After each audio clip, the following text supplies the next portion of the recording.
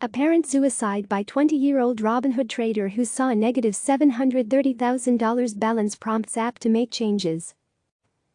New York. The family of a 20-year-old student says he died by suicide after confusion over an apparent negative balance of $730,000 on his Robinhood account. Now they are demanding answers from the millennial-focused trading app. Alexander Kearns, who was using Robinhood to trade complex options instruments, was found dead on June 12, according to local authorities in Plainfield, Illinois. His death is being treated as a suicide, according to the family and Robinhood. It isn't clear what factors contributed to his death. The tragedy has drawn attention to the potential dangers of the free trading boom inspired by Robinhood, which has given young, first-time investors easy access to exotic financial instruments typically used by sophisticated investors. The Kearns family believes Alexander was misled by the app's interface suggesting he owed $730,000 when that was not really the case.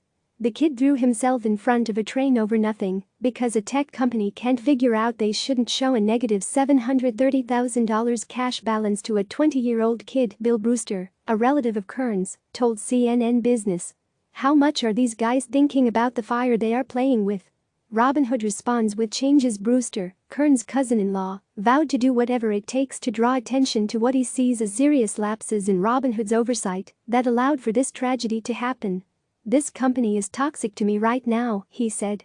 On Friday, after Brewster posted a long Twitter thread about Kearns' death, Robinhood announced a series of changes to its options offering and user interface directly in response to the incident.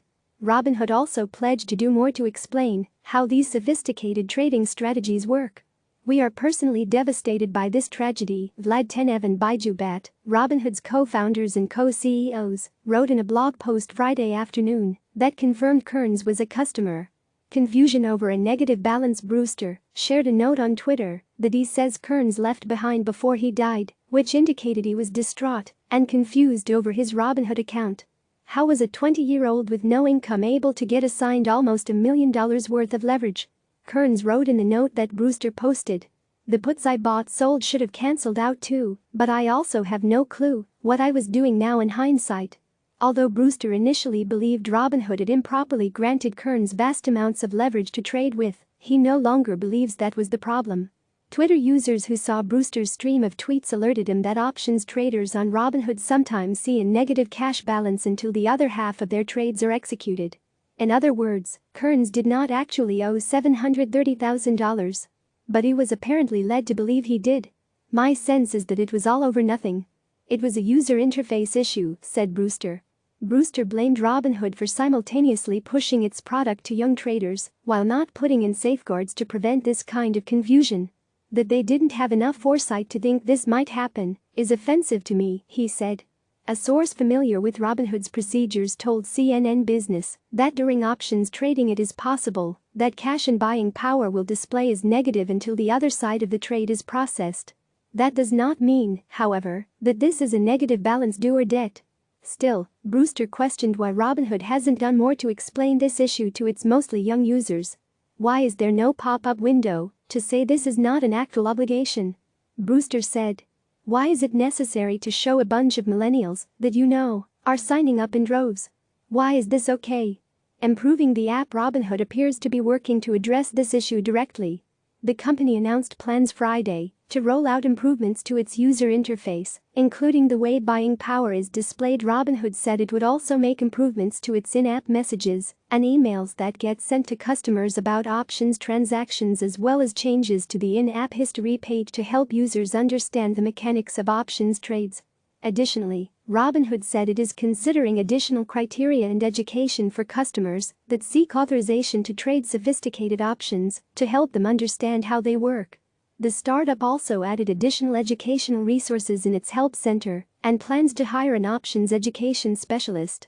"These changes will take a bit of time to roll out, but our teams are hard at work," the Robinhood co-founder said in the blog post.